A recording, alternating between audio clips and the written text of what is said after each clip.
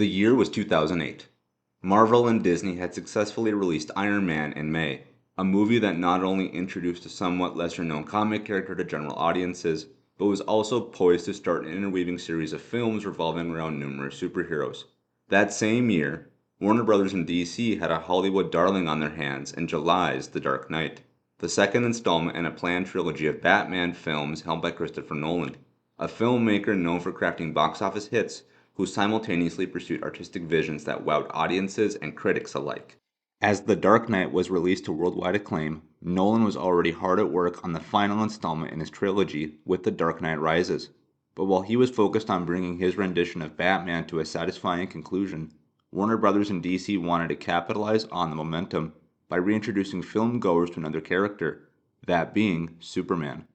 During story discussions for The Dark Knight Rises, writer David S. Goyer, who had worked alongside Nolan throughout his trilogy, expressed his idea regarding how to present Superman in a modern context, by treating him as though he were real, and treating the story as though it were humanity's first contact from an alien race.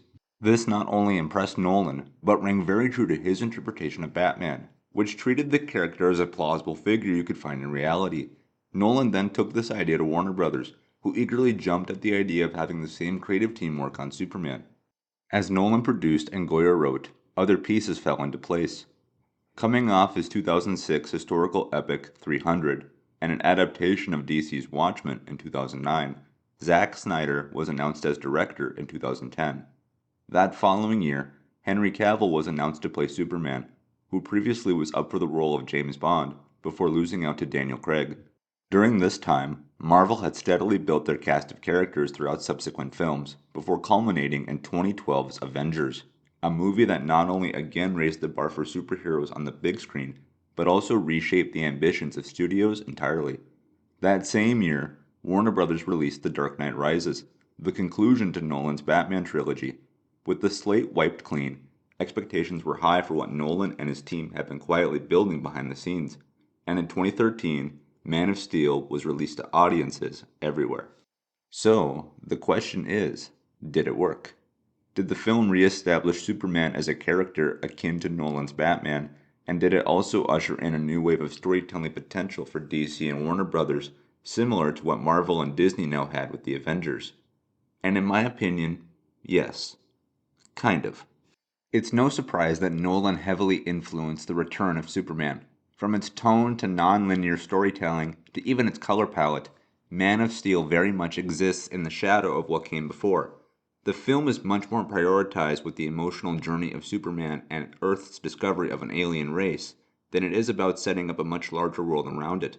And frankly, I think that helped the film immensely. And upon rewatching it for this analysis, I realized something. Man of Steel is simply amazing, and we're going to find out why. From the very first frame, you know that you're in for something special. And it isn't from what you see, but rather what you hear, that sets the tone for the movie.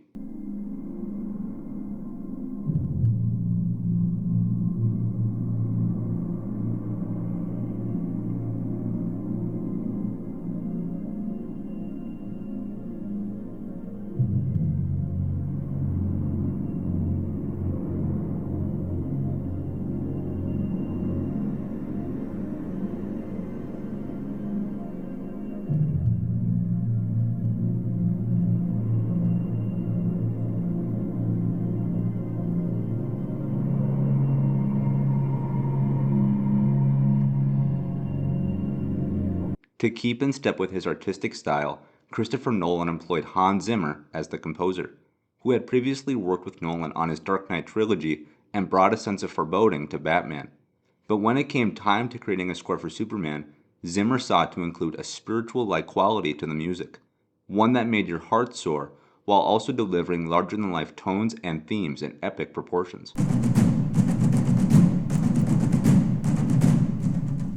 Mighty big. Sound awesome. Awesome. That's what you're supposed to do. You're not supposed to stand still. My players are my actors. And I'm just trying to get my ensemble together. And I'm just trying to get them to sort of spend a bit of time with each other and with me. And we're sort of getting to know each other's strengths. We're figuring out what's possible, what's not possible. You know, so that we can push the actual writing. Can you hold it a little longer?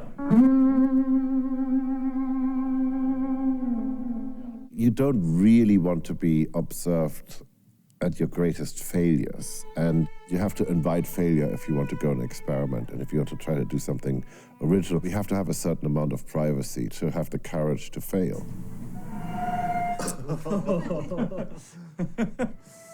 All right, stop. Stop. Quit effing around. Go to each note, just until it's right. And not only do I think he excelled in those regards, but I think he did such an incredible job that the Man of Steel soundtrack is worthy to listen to even when you're not exploring the film. It's just that good. And visually, the film holds up just as well. Its opening sequence on the planet Krypton is beautiful. It offers a science fiction spectacle in terms of costumes and scale that tip its hat to the work of Frank Herbert's Dune. And it's also while we are briefly on Krypton that we begin to grasp the film's plot and stakes, all delivered through Shakespearean-like performances. The film's antagonist, General Zod, is played by Michael Shannon, who gives us a villain we love to hate, yet also understand. On Krypton, all life is engineered for specific purposes, and Zod was created solely to protect Krypton. He exists as a cause of order, and sees his people as being able to thrive as an extension from that order. This means that for him, every action he takes, no matter how violent or how cruel, is justified, including overthrowing his own government, who he deems to have been corrupted by greed, vanity, and stubbornness, thus putting Krypton on a trajectory for calamity. This also makes Superman even more significant, as he is not only the first natural birth the planet has experienced in centuries, but also contains a genetic codex for all Kryptonians. For Zod, all of this represents heresy, a final act of defiance by an unwilling people, but one that also carries the last notion of Zod's very existence, securing Krypton's future. And as for the audience, we're thrusted right in the middle of this epic conflict.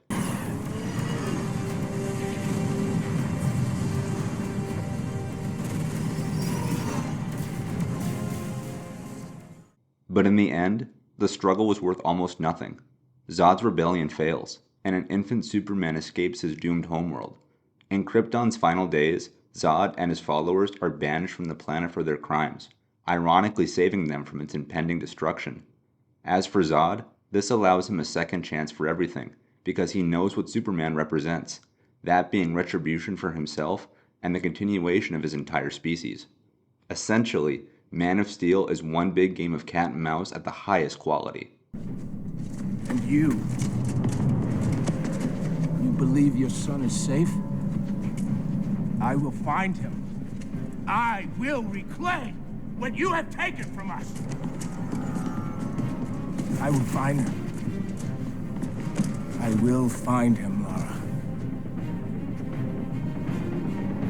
I will find him!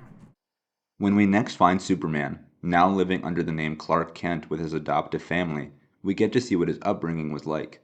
As a kid, he's trying to adjust to his life on Earth, but his mind and body go beyond his control, and he's subject to sensory overload.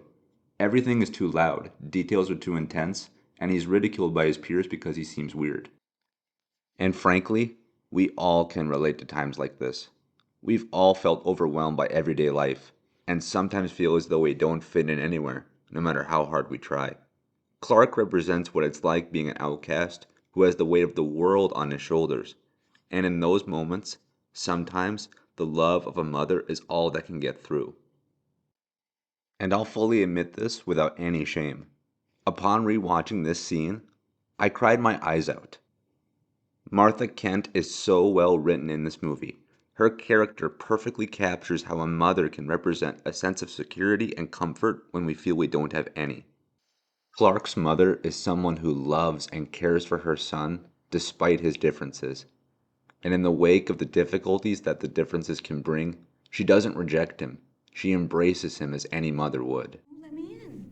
The world's too big, Mom. Then make it small. Just, focus on my voice. Pretend it's an island out in the ocean. Can you see it? I see it. Then swim towards it, honey.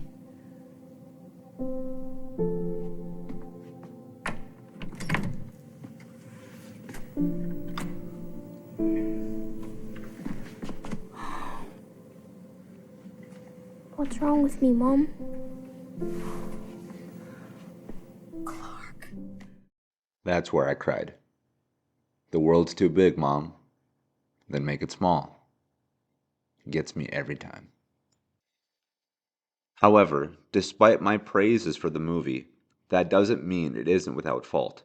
And unfortunately, I find most of them come from the characterization of Clark's father, Jonathan Kent. Years later, as a young teen, Clark saves his classmates from drowning when their school bus crashes off a bridge.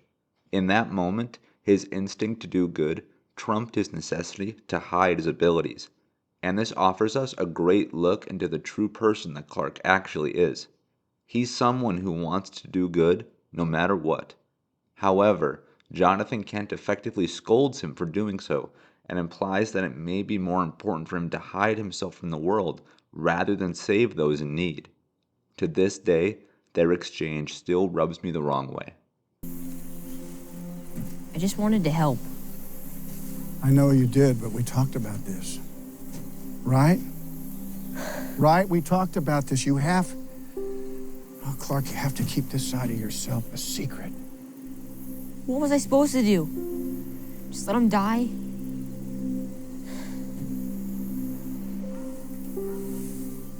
Maybe. There's more at stake here than just our lives, Clark, or the lives of those around us. When the world finds out what you can do, it's going to change everything. Our beliefs, our notions of what it means to be human, everything. What kind of father would say that to his kid? This scene highlights Jonathan's fear and instills a bad lesson onto Clark. And maybe that's the point. Maybe the whole reason was to show how the Kent family is in over their heads in every possible way when it comes to raising Clark. But even if that's true, I still feel that showing the inherent goodness of his parents are an integral part to the character of Superman. His adoptive parents raised him to be a good man above all else. We see that in Martha Kent, but I don't think we see it in this version of Jonathan. And I think that the apparent withdrawal of Jonathan comes to fruition in the very next scene of the movie. Clark, now older and on his own, is trying to keep a low profile as a waiter. A customer, who is a truck driver, causes trouble and insults and bullies Clark in the process. And rather than resort to aggression, Clark quits his job and chooses to relocate, but not before enacting a not-so-subtle revenge on the bully. Clark outright destroys his truck and affects his livelihood. Is this overkill? Yes, I think so. And would Clark Kent, would Superman, would the hero of our story do this kind of thing? No, I don't think so. But what would make Superman stoop to the level of a bully? Well, maybe it has something to do with how he was raised and the lessons that his father taught him.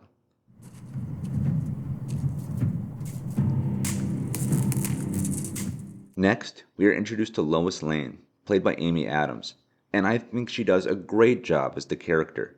I think she conveys a strong sense of curiosity and does well as a boots-on-the-ground investigative journalist.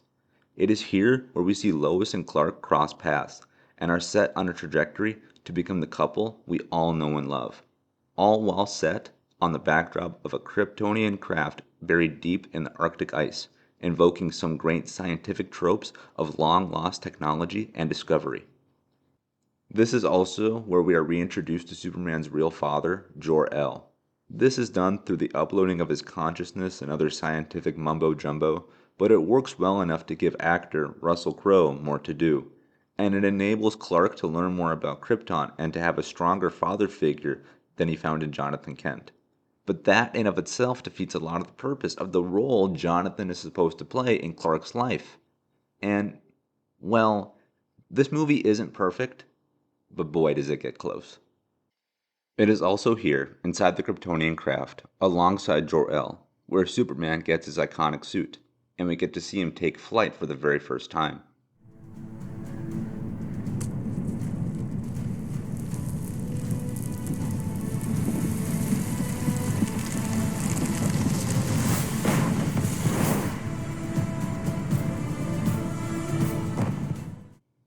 When Clark returns home to his mother, He tells Martha all that he discovered about his homeworld and his people. And in this moment, we see yet again just of how great a character Martha Kent truly is. She's happy for Clark, but there's also an underlying sadness. She realizes that the more he learns about his original family, the more she herself is removed from the mother position that she had adopted for him. Yes, she is happy for him, but the sadness we see comes from a place of love, not anger or jealousy. It's like when we ourselves grow up. Our parents are proud to see us move out and venture into the world on our own, but they're also sad to see us go. When writer David S. Goyer said he wanted Man of Steel to feel like a First Contact movie, he wasn't joking around.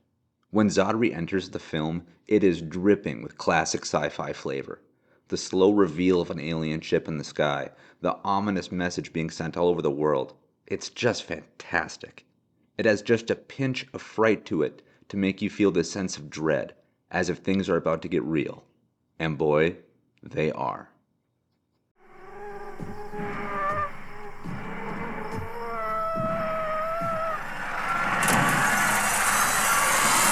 You are not alone. You are not alone. You are not alone. No, you are not alone. You are not alone. As Zod returns, he proclaims to the world that Superman should turn himself over to him, or that the Earth will be destroyed. And upon facing such a threat, Clark does something odd, yet honorable. He visits a church, and in this moment, he confesses to the priest that he is in fact the one who Zod is searching for, but he doesn't know what to do next. Should he turn himself over to Zod and trust that he won't harm the Earth? Or should he trust humanity and take a stand against Zod? The priest then expresses the importance of faith and trust, and Clark leaves, having chosen to frankly do both. He's going to trust humanity and surrender to Zod.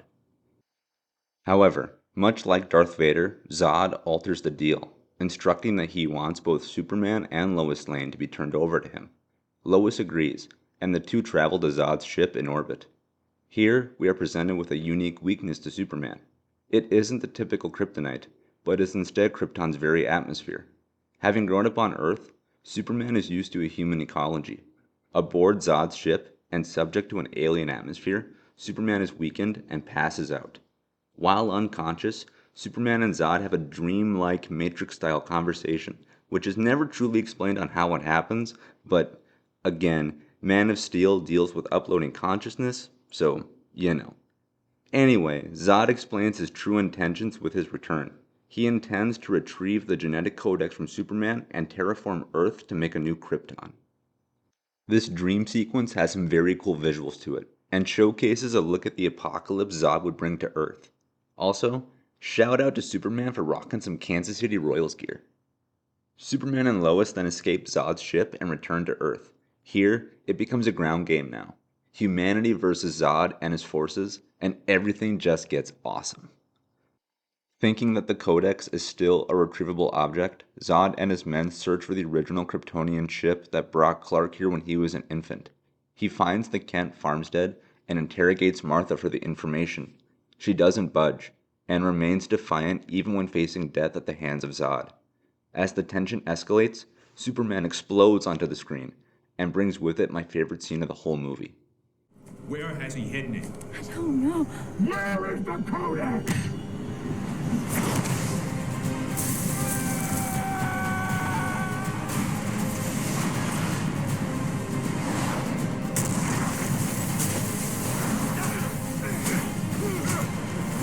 You think you can threaten my mother?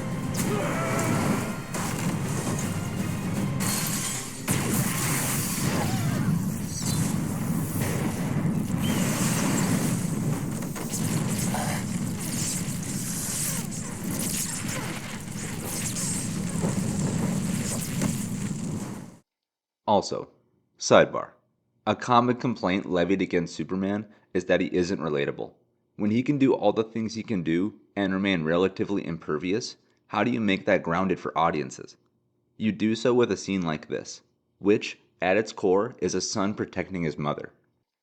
Anyway, as the conflict spills into Smallville, the action only increases from here. Superman faces off against Zod's forces in a scene that expertly portrays the speed, strength, and destruction generated from a fight between superheroes and supervillains. It is that evolution always wins.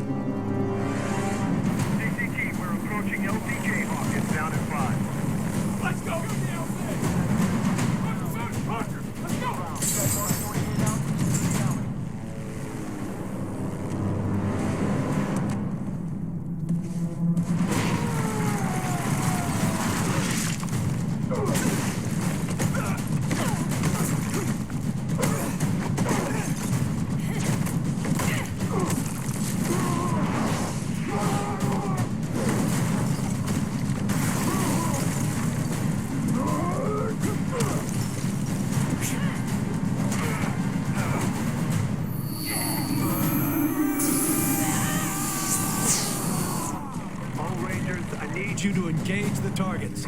Guardian, this is Matter 01. What about the guy in blue? I said engage all targets.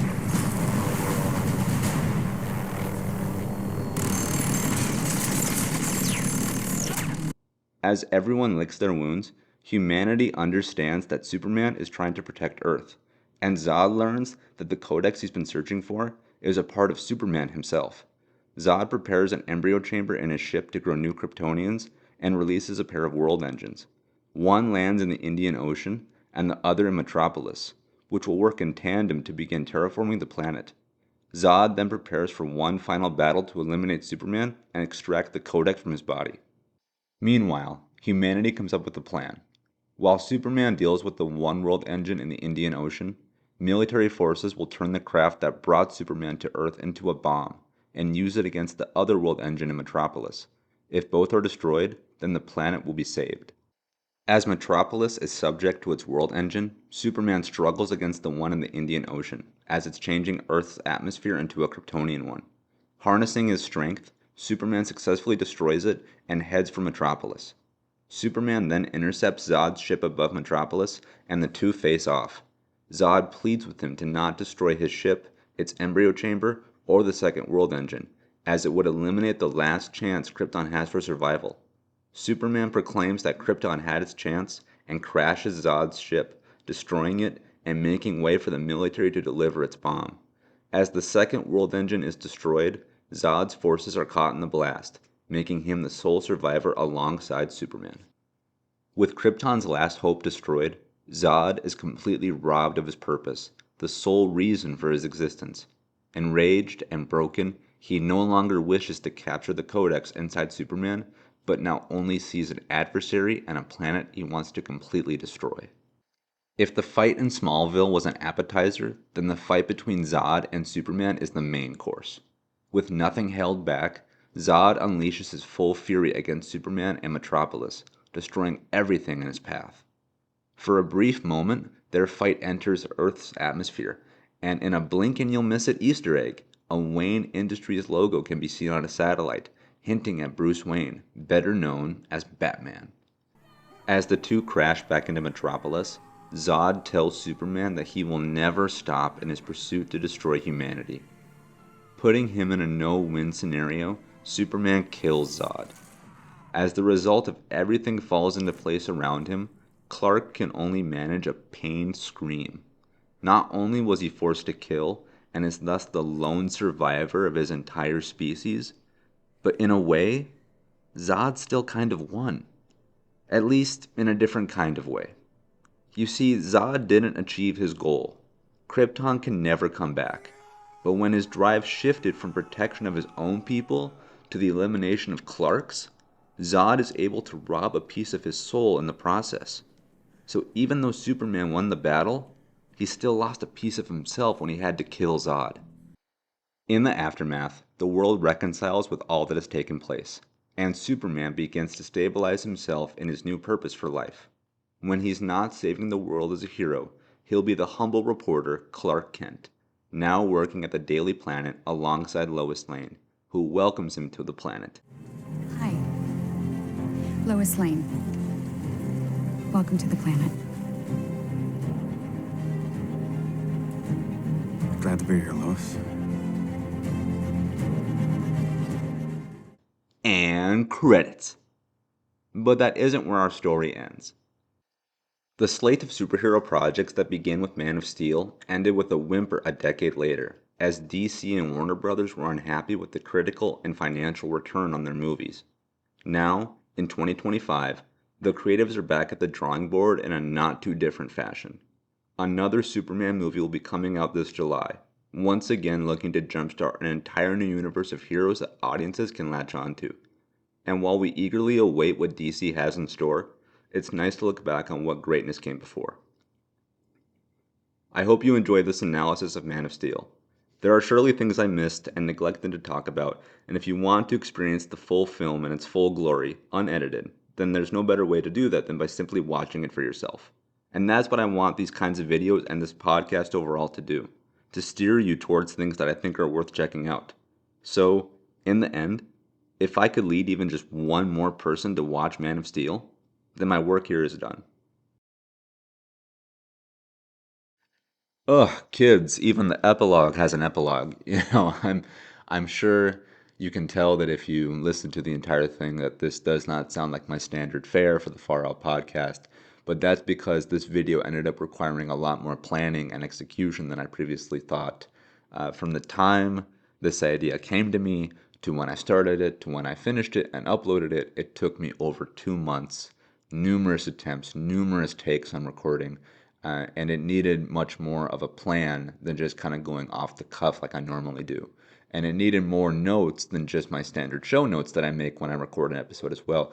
This project, this film analysis, it required a full script, and it was 10 pages in length, required numerous drafts, and I'm sure you can tell that I'm probably somewhat reading off of a script because I literally am. As I talk into the mic, I'm reading my thoughts. And, the monotone factor that I carried with it, that was on purpose, but also a little more accidental than I previously thought because I wanted it to be concise as possible. I wanted it to have this steady line through, but then I realized as I was getting deeper into the recording that it was sounding like a documentary, which wasn't what I was initially going for. I just wanted to keep an overall similar tone of voice, but I just realized that the tone I naturally fell into without thinking about it was more documentary style, and so I went, okay, I'm just going to go with it.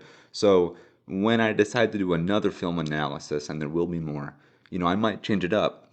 Even the whole way I did this coverage of Man of Steel, this was like an entire plot breakdown from opening credits to closing credits, and that wasn't my initial idea either. I thought I was going to do more of a kind of a bullet point type thing, but I realized as I watched the film 2-3 times in preparation, there were so many things I wanted to hit that I ended up just kind of going down the line. And so, as I do other films that I intend to check out, I don't think I'll do a full plot breakdown. It might be a little more of a general overview, but I also want these to be a certain length as well. I don't want to upload like a 10-minute thing as a podcast episode. I don't have a standard time for these things, but I prefer them to be longer rather than shorter. So maybe that will just require more plot analysis than I previously thought. But yeah, look, this is entirely new for me. This is not your standard film review. For me, this is a film analysis, which is different.